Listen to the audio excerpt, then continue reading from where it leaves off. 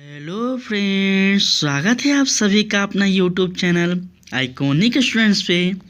मैं सूरज कुमार आप सभी का पुनः स्वागत करता हूं। बच्चों, अगर आप मेरे बारे में जानना चाहें तो आप यहां से मेरे बारे में जानकारी प्राप्त कर सकते हैं। ठीक है, हम लोग आगे अगर बात करें तो आगे आप सभी को पता होगा कि आइकॉनिक स्टूडेंट्स का जो उद्देश्य है वो उद्देश्य आप सबको पता होगा। अगर नहीं पता है तो प्लीज़ आप लोग इस उद्देश्य की पूर्ति के लिए आप हमारे साथ जुड़े रहें, क्योंकि हमारा उद्देश्य, हमारा लक्ष्य एक ही है कि बच्चों को अच्छे से अच्छे बोर्ड एग्ज़ाम में मार्क्स दिलवाएं और उन्हें एक अच्छे लेक्चर के माध्यम से, एक अच्छे नोट्स के माध्यम से उन्हें एक अच्छे व्यक्ति बनाएं, उन्हें एक अच्छे नॉलेजेबल इंसान बनाएं, ताकि वो आने वाले समय में हमारे देश के लिए और हमारे समाज के लिए कुछ अच्छा बेहतर कर पाएँ। यहाँ पे एक अच्छा व्यक्ति बनकर वो निकलें, यह हम सबका उद्देश्य है। इस उद्देश्य की पूर्ति के लिए आपके साथ नियंत्रण प्रयास कर रहा है आइकॉनिक स्टूडेंट का टीम कि एक अच्छा से अच्छा लेक्चर लिया जाए आपके साथ, आपका बेहतर से आसानी शब्दों में आपका पूरा सिलेबस कवर करवाया जाए और आपको नोट्स भी अवेलेबल करवाया जा रहा है। तो प्लीज़ आप सब हमारे साथ बने रहें, और अभी तक अपने दोस्तों को शेयर नहीं किए हैं तो प्लीज़ कर लीजिए। हम लोग ज्योग्राफी सेक्शन का अध्ययन कर रहे हैं, जिसमें हम लोग बहुत ही आसानी शब्दों में, बहुत ही एक बेहतर ढंग से कह सकते हैं कि पूरा ज्योग्राफी का हम लोग अध्ययन किए हैं। आज हम लोगों का जो अंतिम चैप्टर होगा वह है मानचित्र अध्ययन व उचावच प्रदर्शन। ठीक है, मानचित्रों के बारे में हम लोग आज समझेंगे, जो कि हम लोगों का यह बहुत एक बेसिक है, ज़्यादा इम्पोर्टेंट नहीं है, लेकिन समझने के लिए अगर सिलेबस में दिया हुआ है तो इम्पोर्टेंट है, समझते हैं इसे। हम आज जिस चैप्टर का बात कर रहे हैं वो चैप्टर है चैप्टर 6। ठीक है, कौन सा चैप्टर है? चैप्टर 6 है आपका, चैप्टर 6, याद रखिएगा इसको। अगर इससे पहले आप लोग लेक्चर नहीं देखे हैं तो प्लेलिस्ट में सारा लेक्चर ज्योग्राफी का लिया गया है, आप सब जाकर वहां देख सकते हैं। बहुत ही अच्छे ढंग से, बहुत ही बेहतर ढंग से और बेसिक लेवल से वहां समझाया गया है। ठीक है, चलिए हम लोग स्टार्ट करते हैं आज का अपना टॉपिक, जो है मानचित्र अध्ययन की विधियाँ। जी हाँ, आज हम लोग समझेंगे मानचित्र अध्ययन का जो विधि है उसे हम लोग समझेंगे। चलिए, ये देख रहे हैं आप लोग मानचित्र, मैप। ठीक है, मैप। किसी भी मैप को समझने के लिए उसके विधि होते हैं, उसके कुछ रूल रेगुलेशन होते हैं, उसे समझना एक ज़रूरी होता है। हम लोग आज उस पर बात करेंगे। वर्षों से मानचित्र का उचावच प्रदर्शित करने के लिए अनेक विधियों का उपयोग किया जाता है। ठीक है, उचावच प्रदर्शित यहाँ इम्पोर्टेंट है आपके लिए। जो अगर आपसे पूछ दे उचावच से आप क्या समझते हैं, तो आपको ये समझना जरूरी है शब्द उचावच। समझिए, धरातल से, मानकर चलिए धरातल है, मतलब ये पृथ्वी का जो है धरातल वो है, जमीन से कोई भी किसी भी प्रकार की रेखाएं जो खींची होती है उसे हम उचावच प्रदर्शित कहते हैं। ठीक है, मानकर चलिए यह है ऐसे इस प्रकार का शेप बना हुआ। ठीक है, फॉर एग्जांपल के लिए मैं समझा रहा हूँ, तो इसे हम उचावच कहेंगे। कहीं ऊंचाई है, कहीं ढलान है, कहीं कुछ इस प्रकार की है, तो हम इसे उचावच कहेंगे। उचावच किसे कहेंगे, फिर से समझिए, धरातल पर से, ठीक है, धरातल पर से जो प्रदर्शित उचावच को कराती है वो उचावच हुआ। ठीक है, इस धरती पे जो सभी प्रकार की ज़मीन है, कह सकते हैं हम लोग ना, कहीं पठार है, कहीं पर्वत है, कहीं समतल भूमि है, तो इसे हम लोग क्या करते हैं, एक मैप के माध्यम से समझाने का प्रयास करते हैं। यही ना समझते हैं हम लोग। आगे अगर हम लोग देखें तो ये विधियाँ जो है वो किनके द्वारा है, तो हेसुर विधि इसको कहते हैं। ठीक है, इस विधि को हम लोग क्या कहते हैं, तो हेसुर विधि के नाम से जानते हैं। हेसुर विधि के अंतर्गत क्या क्या अध्ययन किया जाता है, तो पर्वतीय अक्षांश, तल चिन्ह, स्थायी तथा ऊंचाई त्रिकोणमिति, स्टेशन, रस्तर रंजन एवं समोच्च रेखाएं। हम अभी बताए ना कि धरातल पर से किसी भी प्रकार का कुछ भी अगर हम लोग कहीं मान कर चलिए आपका घर है तो हम लोग किस प्रकार से घर को पता करेंगे, तो इस विधि को हेस्यूर विधि कहेंगे। ठीक है, अब बता देते हैं कि इम्पोर्टेंट है आपके लिए, आपकी नोट्स में नहीं है ये चीज़ और ना ही आपके बुक में था, लेकिन हम बता देते हैं कि हेस्यूर विधि का जो प्रतिपादन किए हैं, अगर आपसे पूछ दे तो उनका नाम आप बता सकते हैं जिन्होंने हेस्यूर विधि का क्या किया था, प्रतिपादन किया था, जिसने हेस्यूर विधि का शब्द का प्रयोग सबसे पहले किया था। उनका नाम है लेहमान। क्या नाम है बाबू? लेहमान। ठीक है, अगर आपसे ऑब्जेक्टिव में पूछ लिया जाए, इतना डीप नहीं पूछेगा, ये हाई लेवल का क्वेश्चन है, लेकिन अगर पूछ लिया जाए या फिर आपको जानकारी के लिए रखना जरूरी है कि जिस विधि को आप पढ़ रहे हैं यह कहीं ना कहीं बहुत बड़ा विधि है। ठीक है, ये आगे ग्रेजुएशन लेवल पे पढ़ने के लिए मिलता है। ठीक है, जो बच्चे मानकर चले कोई पर्सनली ज्योग्राफी से उनका ग्रेजुएशन में सब्जेक्ट है या फिर वो टीचिंग वगैरह में कर रहे हैं, तो ये हेस्यूर विधि उनको पर्सनली पढ़ना होता है। चलिए आगे हम लोग देखते हैं हेस्यूर विधि या रेखीय चिन्ह विधि, जिसे हम लोग कहते हैं, इसे दो नाम से जानते हैं, या तो हेस्यूर विधि या रेखीय चिन्ह विधि। ठीक है, जो मैप पे, कोई भी मैप पे जो रेखाएं होती हैं, लाइनें होती हैं, ठीक है, इससे प्रदर्शित किया जाता है क्या, कोई स्थान है, कोई पहाड़ी इलाका है, कहीं वन है।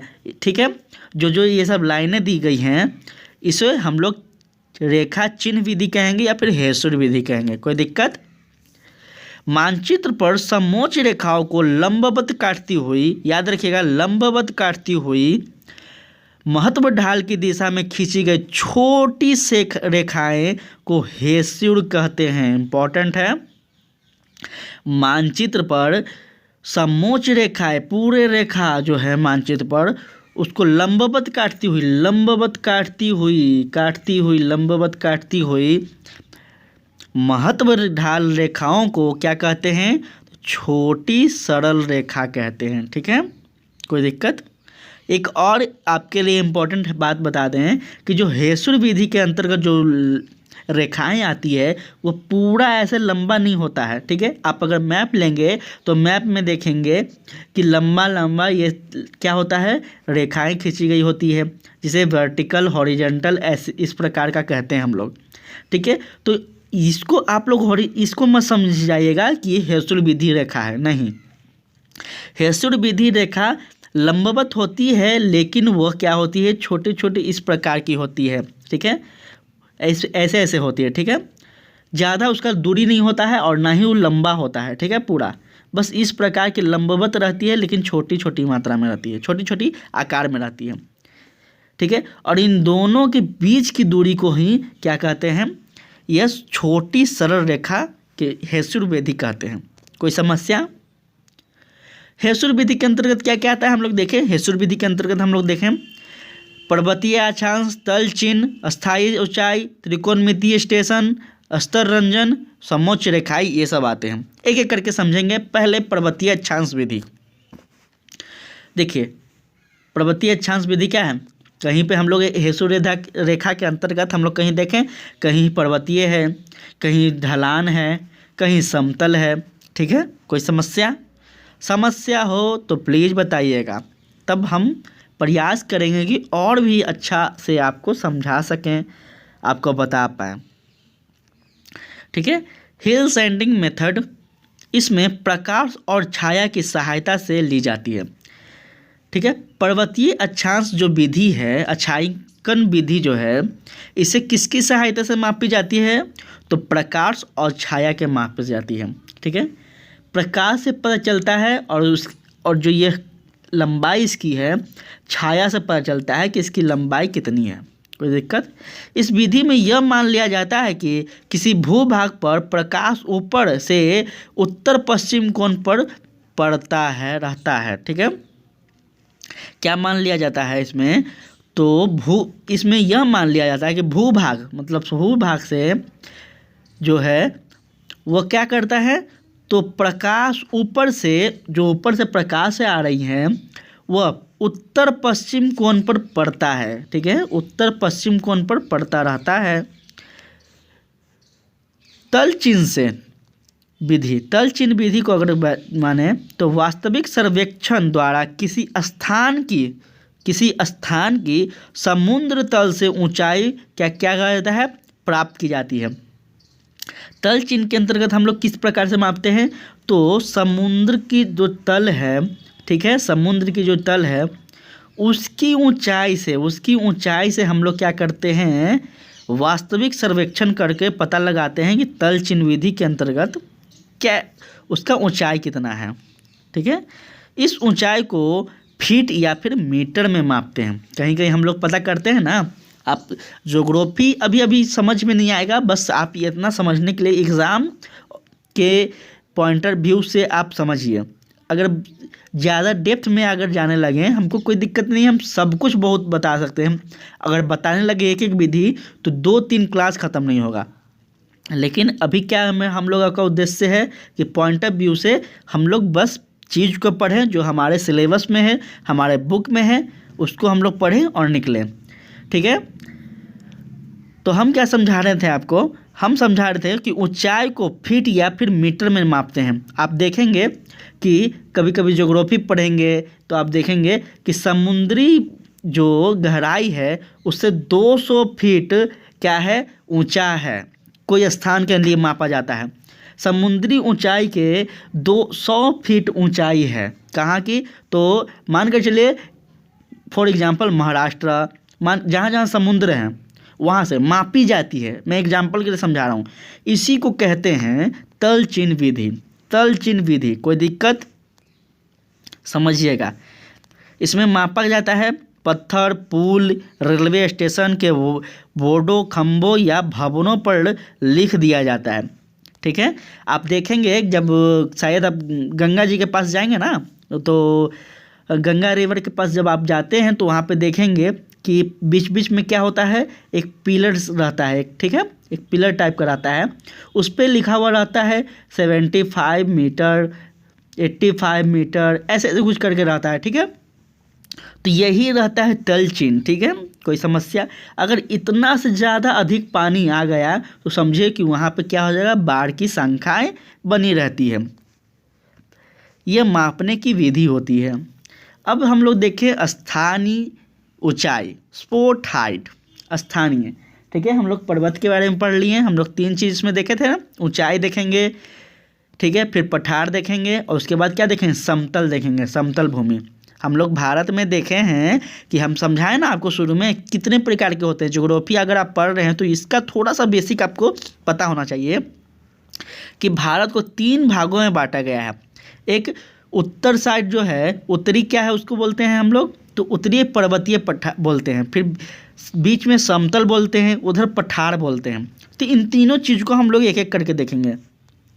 अब है स्थानीय ऊंचाई या फिर हम लोग इसे समतल ऊंचाई भी कह सकते हैं, ठीक है। समतल अपने भाषा में, समतल का मतलब होता है क्या, समतल का मतलब इक्वल हुआ, बराबर, कोई दिक्कत। किसी क्षेत्र के मानचित्र में विधि सूचनाओं के साथ साथ उच्चावच प्रदर्शन करने की यह एक उच्च और सरल विधि है। क्या बोल रहा है, कोई दिक्कत, फिर से देखते हैं।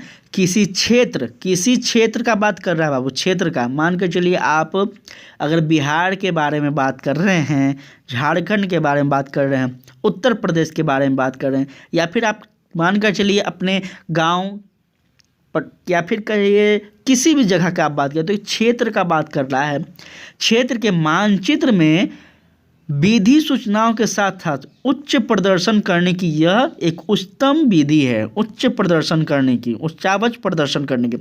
उच्चावच के बारे में हम लोग समझें, शुरुआत में हम लोग समझें उच्चावच प्रदर्शन करने की विधि क्या है और यह उच्चावच का मतलब क्या होता है। त्रिकोणमितीय स्टेशन, किसी बड़े क्षेत्र का त्रिकोणमितीय या फिर त्रिभुज सर्वेक्षण करते समय 3 स्थानों पर बिंदु का उपयोग किया जाता है। देखिए त्रिकोणमिति का तात्पर्य है, देखिए, ठीक है, ऐसे फॉर एग्जाम्पल हम समझाने का प्रयास कर रहे हैं, अभी हम लोग मैथ की ओर नहीं चलेंगे।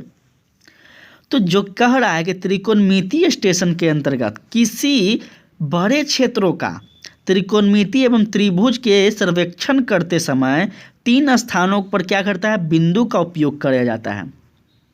ठीक है, मानकर चलिए इस स्थान का सर्वेक्षण किया जा रहा है, तो इस स्थान के अंतर्गत क्या किया जाएगा, ऐसा त्रिकोणमिति टाइप का एक क्या किया जाएगा, एक मानचित्र बनाया जाएगा, जिसे बिंदु के आधार पर उसे क्या किया जाएगा, उस स्थान का रेखा चित्रण किया जाएगा। स्तर रंजन या रंग विधि सादे मानचित्र में काली स्याही के विभिन्न स्तर हैं। ठीक है, आप लोग अभी तो नहीं देखते होंगे, अब सब जो भी मानचित्र आते हैं वो कलरफुल होते हैं। पहले के समय में जो मानचित्र आता था वो क्या होता था बाबू, तो वो ब्लैक एंड वाइट होते थे। ठीक है, कहीं पे लाइन जो रहता था वो ब्लैक ही रहता था, कहीं पे डार्क लाइन रहते थे, कहीं पे थोड़ा हल्का लाइन रहता था, कहीं पे और हल्का रहता था, कहीं पे और अधिक मोटा रहता था।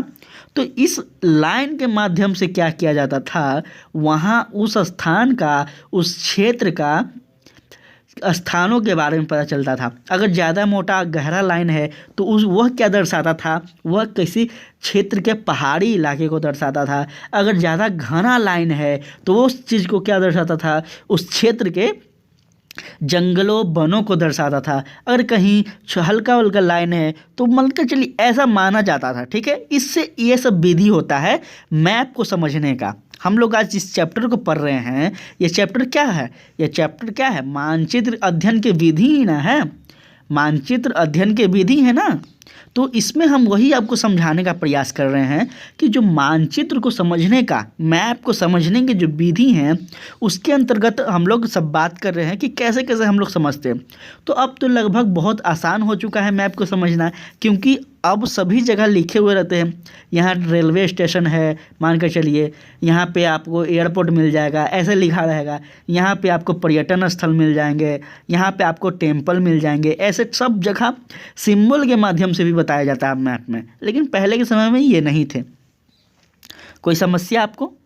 तो वहीं पे यहाँ पे बता रहा है कि स्तर रंजन जो है, या रंग इसे कहते हैं, इस विधि के सादे मानचित्र में काली स्याही के विभिन्न स्तर होते थे। ठीक है, जो अभी हम बताएं, काली स्याही से अलग अलग स्तर से बनाए समझाए जाते थे। इसके द्वारा किसी स्थान के ऊंचा पक्ष को प्रदर्शन किया जाता था। अभी हम वही आपको बताएं ना कि इस जो लाइन के माध्यम से है, उस स्थान की क्या होती थी, विशेषताओं को बताया जाता था कि कहाँ पे पहाड़ी इलाका है, कहाँ पे वन है, कहाँ पे समतल भूमि है, ये सब है। कोई समस्या हो रहा होगा तो प्लीज़ आप सबसे रिक्वेस्ट है, आप सब कमेंट कीजिएगा। हम प्रयास करेंगे कि अपने पढ़ाने के तरीका में और सुधार कर सकें। ठीक है, ऐसे मुझे उम्मीद है कि आप सबको समझ में आ रहा होगा। हम नोट्स जो बनाते हैं वो इस टाइप से बनाते हैं कि किसी भी बच्चा को कोई तकलीफ़ ना हो, वो चाहे इससे पहले कभी क्लास किए नहीं हैं, किए हैं, कोई फ़र्क नहीं पड़ता। आपको कहीं भी कोचिंग क्लासेज करने की ज़रूरत नहीं है। मैं सारे वीडियो में इस बात को कहता हूँ, आप बस हमारे चैनल से जुड़े रहें। जितना भी आपका सिलेबस है, जो भी आपका बुक चलता है, उस बुक में जितने भी चैप्टर हैं, सारे बुक का अध्ययन करने के बाद यह नोट्स बनाया जाता है। सारे बोर्ड्स को ध्यान में रखकर नोट्स बनाया जाता है। तो मैं दावा के साथ कह सकता हूँ कि ये नोट्स आपके लिए सफिशिएंट है, बहुत अधिक है। 100% मैं दावा कर सकता हूँ कि अगर इस नोट्स से आप पढ़ कर जाते हैं, इससे बाहर कुछ नहीं आएगा, इससे कम आएगा, ये मुझे विश्वास है, इससे कम आएगा। क्योंकि हम भी बोर्ड एग्ज़ाम दिए हैं, मुझे भी पता है कि बोर्ड एग्ज़ाम की कितना ज़्यादा लेवल होता है। ठीक है, तो आप लोग घबराइए नहीं, हम सोच समझ कर नोट्स बना रहे हैं और आपको नोट्स यहाँ तक कि निःशुल्क फ्री ऑफ कॉस्ट आपको नोट्स दे रहे हैं। टेलीग्राम चैनल पर ज्वाइन कर लीजिए। डेली एक एक चैप्टर का पढ़ाई लेक्चर होते के साथ आपको नोट्स मिल जाता है, समझें? तो आप लोग ज्वाइन कर लीजिए और ईमानदारी पूर्वक पढ़िए। हम लोग का उद्देश्य है सिर्फ एक अच्छा इंसान, एक अच्छा व्यक्ति को क्या करना, निर्माण करना, एक अच्छे नॉलेजेबल व्यक्ति का निर्माण करना। ठीक है, ये उद्देश्य यह नहीं है कि बस व्यूअर कम लेना। बहुत सारे यूट्यूब पे हम लोग देख रहे हैं कि वो मतलब एक ही चैप्टर को 4 पार्ट 5 पार्ट, वो भी 1-1 घंटा 2-2 घंटा का वीडियो में फिर भी कुछ बताना, क्या उद्देश्य और क्या बताना चाह रहे हैं कुछ पता ही नहीं चलता। हम बहुत सारे ऐसे लेक्चर को देखते हैं और बच्चे भी भ्रमित हो जाते हैं। तो विश्वास कीजिए मेरा, यहाँ पे बने रहिए, हम बार बार बोल रहे हैं। चलिए समोच्च रेखा विधि को समझते हैं। कंटो मेथड। समोच्च रेखा मध्य समुद्र तल, समुद्र तल के मध्य, समुद्र तल के मध्य के से समान ऊंचाई वाले स्थान को मिलाने वाली काल्पनिक रेखा को क्या कहती है? रेखा होती है। समझिएगा इसे। समुद्र तल अभी हम पहले बताए हैं आपको, समुद्र तल क्या होती है। तो समुद्र की गहराई से जो मापी गई क्या होती है? मापी गई लंबाई से उस स्थान की क्या की जाती है? समतल को मापी जाती है। वही बात कह रहा है कि समुद्र के मध्य तल से ऊंचाई वाले स्थान को मिलाने वाली काल्पनिक रेखा क्या कहती है? समोच्च रेखाएं कहलाती है। समोच्च रेखा पर विभिन्न भूभाग आकृतियाँ का क्या किया जाता है? प्रदर्शित किया जाता है, प्रदर्शन किया जाता है, बताया जाता है। समुद्र तल रेखाओं पर विभिन्न भूभाग को, अलग अलग भूभाग की जगह को प्रदर्शित किया जाता है। तथा दूसरी महत्वपूर्ण बात यह है, ऊंचाई के अनुसार विभिन्न समोच्च रेखाओं पर संख्यात्मक मान बैठाना, पर्वतीय की सहायता से भू आकृति को स्पष्ट समझाना, यह क्या होता है? समोच्च रेखा विधि के अंतर्गत आता है। कोई समस्या? समोच्च क्या हम लोग समझ रहे थे कि ऊंचाई के अनुसार समुद्र की जो लहरें हैं, उसकी गहराई हैं, उसके बाद जो समतल भूमि है जहाँ पे लोग निवास कर रहे हैं, उसकी ऊंचाई के अनुसार विभिन्न समोच्च रेखाओं को, अलग अलग समोच्च रेखाओं को संख्यात्मक मान बैठाना और चित्र की सहायता से भू आकृतियों को स्पष्ट कराना, मतलब चित्रों के माध्यम से, हमें बताया ना क्या करना? भू आकृतियों को स्पष्ट क्या करना? समझाना। मैप की विधि, ये समोच्च रेखा विधि है। मैप के अंतर्गत ये सब हम लोग बातें कर रहे हैं। नेक्स्ट है हमारा पर्वत। पर्वत अपने आसपास की भूमि से लगभग समान रूप से पर्याप्त ऊंचा उठा होता है, ये सभी को पता है। इसका आधार काफ़ी चौड़ा और शिखर नुकीली होती है। क्या हो रहा है? पर्वत का विशेषता बता रहा है यहाँ पे कि पर्वत क्या होती है। तो पर्वत आसपास की जो भूमि है, मानकर चलिए यहाँ पे जो भूमि है, ठीक, यहाँ पे कोई पर्वत है, ठीक है, पर्वत है, मानकर चलिएगा पर्वत है। तो क्या कह रहा है? लगभग समान रूप से पर्वत पर्याप्त ऊंचाई उठा हुआ होता है। अधिक ऊंचाई जो होता है ये उठा हुआ रहता है, ठीक है, समतल भूमि से, वहाँ के आसपास की भूमि से। इसका आधार काफ़ी चौड़ा होता है और शिखर काफ़ी नुकीली होती है। देखिए नुकीली है ना, इसको हम लोग पर्वत कहते हैं। कोई समस्या? अब है हम लोग का पठार। देखिए पठार का इमेज हम समझाने का आपको प्रयास किए हैं। पठार, इसे प्लेटियो कहते हैं। एक विस्तृत चट्टा उठा, ठीक है, क्या कह रहा है कि एक विस्तृत चट्टान, वहाँ पे थोड़ा सा मिसिंग हो गया, चट्टान उठा हुआ भूभाग जिसका आधार और शिखर दोनों चौड़ा होता है और विस्तृत होता है, जिसकी ढाल प्रश्नों पर अपेक्षाकृत खड़ी होती है, उसे हम पठार कहते हैं। कोई समस्या? समस्या फिर से बता देते हैं, रुक जाए। एक विस्तृत मतलब फैला हुआ जगह पे क्या कह रहा है? उठा हुआ फैला हुआ जगह पे क्या कह रहा है? कोई चट्टान है जो उठा हुआ है भूभाग पर, मतलब ज़मीन पे, कोई फैला हुआ ज़मीन पे, कोई बहुत बड़ा ज़मीन पे उठा हुआ चट्टान जिसका आकार, जिसका उठा हुआ चट्टान जो है जिसका आकार भी काफ़ी बड़ा है, ठीक है, और वो धरातल से शिखर दोनों चौड़ा है, आकार में भी वो बड़ा है और धरातल से मतलब ज़मीन से, पृथ्वी से भी वो काफ़ी ज़्यादा उठा हुआ है धरती से, ठीक है। ऐसे को हम लोग क्या कहते हैं? पठार में संज्ञा में लाते हैं। कोई समस्या? पठार को समझाने का हम प्रयास किए हैं। आपके सामने यह इमेज है। अब है जल प्रताप, प्रपात होता है, गलत लिखा गया है, प्रपात, प्रपात। वाटरफॉल, ये क्या होता है? तो किसी नदी तल से काफ़ी ऊंचाई से पानी का अचानक ऊर्ध्वाधर गिरता जल प्रताप कहलाता है। ठीक है, किसी नदी तल से, किसी नदी से मान कर चलिए निकल रहा है। ठीक है, किसी नदी से, किसी खाड़ी वाड़ी पहाड़ वहाड़ होते होते ये आ रहा है और किसी काफ़ी ऊंचाई पहाड़ियों पर से, किसी काफ़ी, जिसे हम लोग खाड़ी कहते हैं, पहाड़ी कहते हैं। ठीक है, इस काफ़ी ऊंचाइयों से क्या हो रहा है? अचानक पानी गिर रहा है, तो इसे हम लोग जल प्रताप कहते हैं। कोई समस्या? जिसे हम लोग अपने भाषा में कहते हैं ना, झरना। समझने का प्रयास कीजिएगा, हम लोग झरना कहते हैं। ठीक है, तो यही होता है। ठीक है, जो काफ़ी ऊंचाइयों पर से गिर रहा है। उसके बाद है भी आकार की घाटी। ठीक है, भी आकार की घाटी क्या है? भी आकार की घाटी ऐसे भी देखने को मिलते हैं। कोई कोई घाटियाँ होती है जो भी शेप की होती है। यह दो पहाड़ियों या कतरों डके बीच की भूमि का क्या होता है? भिन्न क्षेत्र होता है। मानकर चलिए इधर एक बहुत विशाल पर्वत पठार है। ठीक है, पहाड़ है, एक इधर है। ठीक है, पहाड़ है, इसको पहाड़ मान कर चलिएगा, मतलब बहुत ऊंचा पहाड़ है।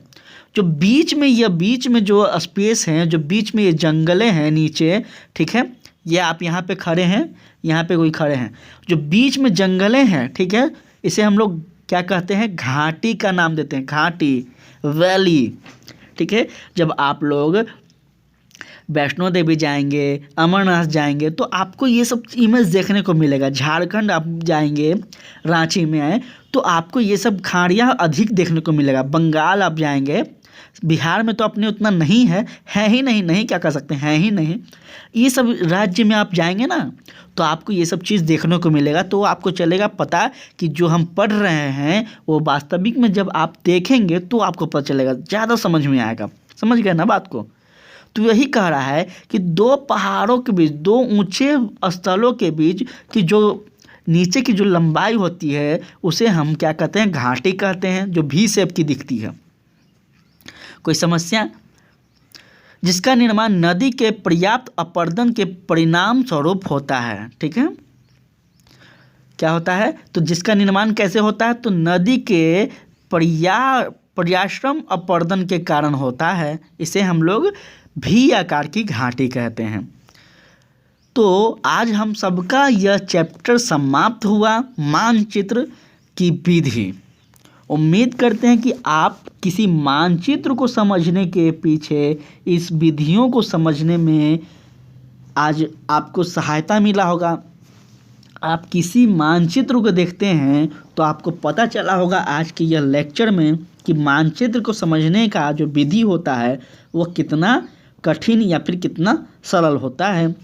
ठीक है, किस मेथड के द्वारा हम लोग समझते हैं। तो अभी हम हेसुर मेथड आपको बताए थे इस बात को कि हेसुर मेथड जिसे हम लोग कहते हैं, इस पे जो जंगलें होती हैं, जो पर्वत का सिंबल होता है, जो पहाड़ का सिंबल होता है, जो नदी की सिंबल होती है, इसको हम लोग कैसे कैसे अध्ययन करते हैं, इन सभी बात को हम लोग आज समझे हैं। तो उम्मीद करते हैं कि आप सब इस लेक्चर के माध्यम से एक अच्छा नॉलेज प्राप्त कर पाए होंगे। अपने आने वाले एग्ज़ाम में एक अच्छा मार्क्स, एक अच्छा बेहतर रिजल्ट आपका यह लाने के लिए मेरा छोटा सा प्रयास है। तो आज का लेक्चर कैसा लगा आप लोग कमेंट में बताइएगा, और प्लीज़ आप लोग शेयर कीजिए। आपके लिए काफ़ी ज़्यादा यहाँ पे मेहनत किया जाता है। अलग अलग तरह का बुक पढ़कर हम आपको नोट्स बनाते हैं ताकि बच्चों को समझदार में कोई दिक्कत ना हो। क्योंकि देखिए नोट्स बुक जो होता है ना, वो आसान से आसान शब्दों को, आसान से आसान टॉपिक को हार्ड बना देता है, इसमें कोई डाउट नहीं है। क्योंकि बुक जो होता है वो कहीं ना कहीं जो कहना चाह रहा है वो कहता है, लेकिन बहुत देर के बाद कहता है। इस चीज़ को हम मानते हैं। पर्वतीय अक्षांश से मानकर चलिए, तो पर्वतीय अक्षांश की क्या विशेषता और क्यों होता है, बस सीधा बात कीजिए ना। तो इसका पूरा इतिहास, पूरा भूगोल, पूरा मतलब सब कुछ उठाने लगता है, एग्जाम्पल के माध्यम से ऐसा ऐसा समझाने लगता है कि अच्छे से अच्छे बच्चा क्या होते हैं, प्रेशर में आ जाते हैं। तो यही प्रयास मेरा है कि हम बुक से थोड़ा हट कर पढ़ें और आपको जो यहाँ पे समझ में समझाया जा रहा है उसे आप समझिए, ठीक है। हमारा उद्देश्य है कि अब बच्चे को बोर्ड एग्जाम में कोई परेशानी नहीं होगी और वो आसान शब्दों में, आसान भाषा में समझ पाएंगे अपने सिलेबस को। यही हमारा उद्देश्य है। इस उद्देश्य की पूर्ति के लिए हम निरंतर प्रयास कर रहे हैं कि आपका हेल्प, आपका सब कुछ कर पाएँ। तो आज के साथ हम लोग यहीं पे समाप्त करते हैं लेक्चर। कोई समस्या हुआ होगा तो आप लोग कमेंट में बताइएगा, और अभी तक चैनल को सब्सक्राइब नहीं किए हैं तो प्लीज़ चैनल को सब्सक्राइब कर दीजिएगा। नोट्स आपको टेलीग्राम में मिल जाएगा, ठीक है। चलिए, पढ़ते रहिए, हंसते रहिए, मुस्कुराते रहिए, और इसी के साथ हम लोग नेक्स्ट क्लास में मिलते हैं। तब तक के लिए जय हिंद, जय भारत।